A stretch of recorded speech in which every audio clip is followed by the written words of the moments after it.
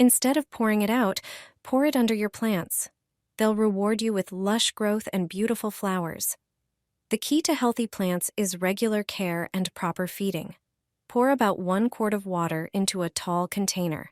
Then take some coffee grounds, a real treasure trove of nitrogen, phosphorus, and magnesium. They strengthen the roots, boost growth, and improve blooming.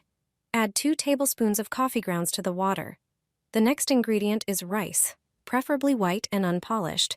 It contains magnesium, iron, starch, zinc, and potassium, everything your plants need to thrive and bloom. Add 2 tablespoons of rice.